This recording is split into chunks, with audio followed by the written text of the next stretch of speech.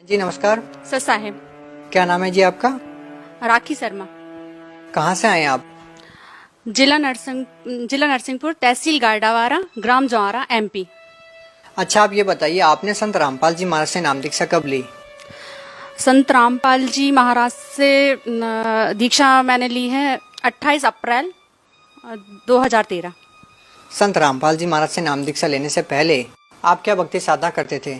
ब्रह्मा विष्णु महेश की भक्ति करते थे, खासकर लक्ष्मी जी को मानती थी मैं। इसके अलावा किसी साधु संत से भी नाम दीक्षा ले रखी थी? नहीं ली थी मैंने। अच्छा, आप एक बात बताइए, आप एमपी में रहते हैं, संत रामपाल जी महाराज से नाम दीक्षा कैसे लिया आपने? सर मैंने अपने पति के कहने पे संत रामपाल जी महाराज से नामदान लिया था। आप संत रामपाल जी महाराज के सतलोक आश्रम बरवाला में पहुंचे, आपको कैसा लगा? क्या व्यवस्था थी वहां पर? कैसा आपको अनुभव हुआ संत रामपाल जी महाराज के आश्रम में जब आप पहुंचे? जैसे हम गए तो मतलब सतलोक आश्रम नाम है उसका, वैसे ही सतलोक जैसा हमको लगा।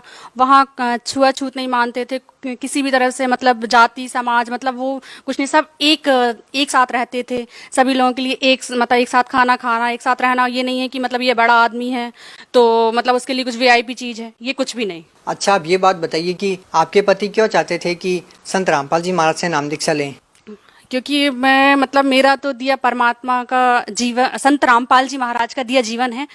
और मेरे पति मतलब सब जगह मुझे बता चुके थे। डॉक्टर, मुझे भूत प्रेत बाधा भी थी, डॉक्टर इलाज भी उन्होंने मतलब पूरा करवा लिया था। उन्हें मतलब कहीं मतलब विश्वास नहीं था, पर उनके लिए ये था कि एक सच्चा ज्ञान क्या होता है, उन्हें वो चीज़ की प्रेरित थी। वो सब चीज़ें हताश होके गए थे और उन्हें विश्वास था कि मैं संत रामपाल जी महाराज जी के पास जाके बिल्कुल ठीक हो जाऊंगी। उनको पूरा विश्वास था।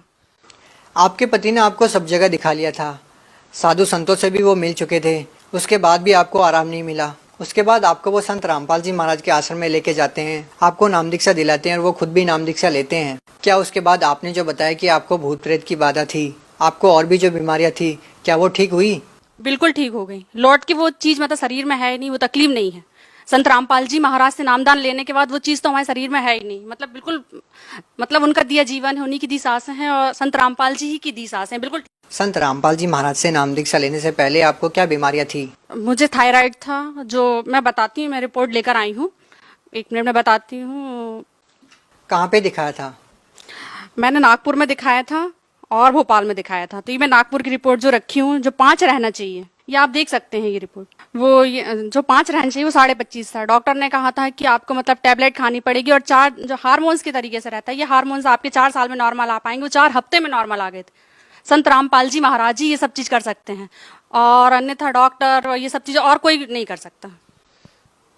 जब आपने डॉक्टर को दिखाया, ये रिपोर्ट आपको पता चली, डॉक्टरों का क्या कहना था कि आपको जो ये प्रॉब्लम है वो किस बारे में है और क्या आपको प्रॉब्लम हो सकती है, किस तरह से इसका इलाज होगा? क्या डॉक्टर ने आपको बताया?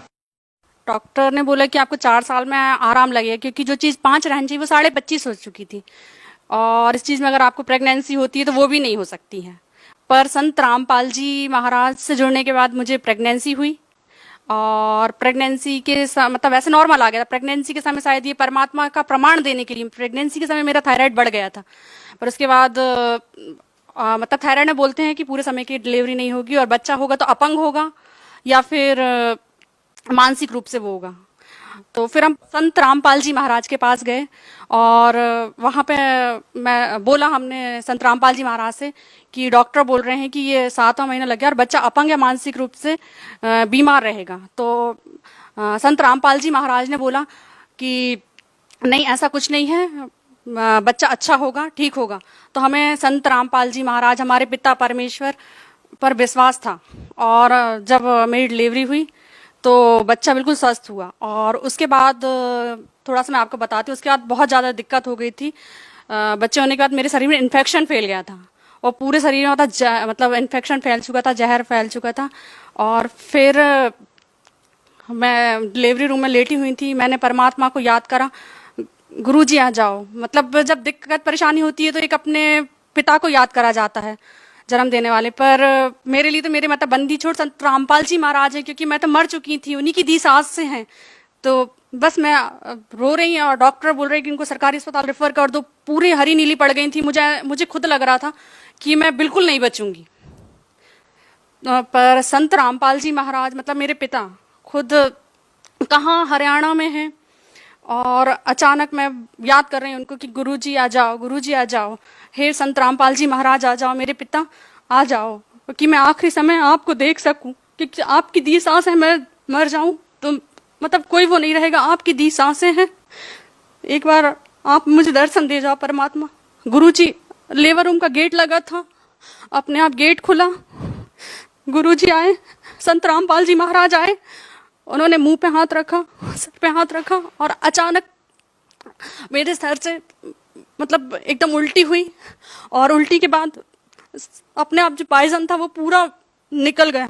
मतलब ये एक चमत्कार है, डॉक्टर तक रेफर करने लगे थे जो सरकारी अस्पताल में। ये केवल संत रामपाल जी महाराज, एक पिता अपने बच्चे के लिए कर सकता है, अन्यथा कोई संसार में नहीं है जो मतलब मरे हुए को जिंदा कर दे। ये संत रामपाल जी महाराज ही कर सकते। कौन से हॉस्पिटल में थे उस टाइम पे आप?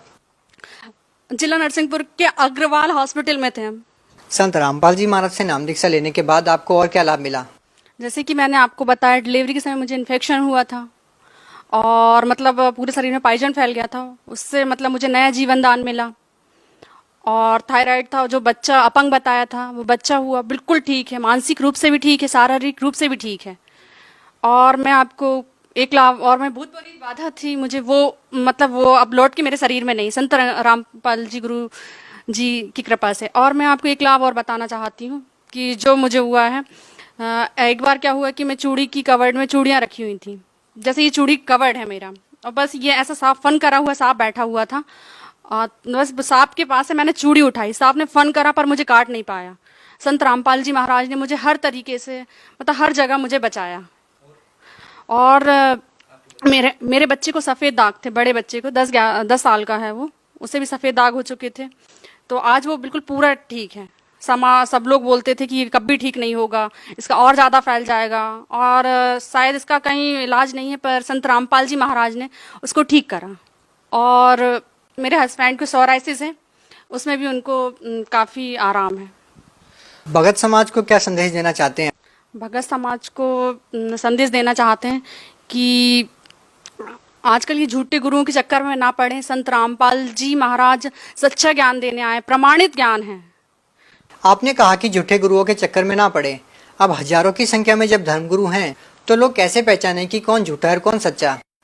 तो वो तो आजकल पढ़ा लिखा समाज है, प्रमाण मतलब गुरुजी तो गीता जी रामायण जी में से प्रमाण बता रहे हैं, सच्चे गुरु क्या पहचान है।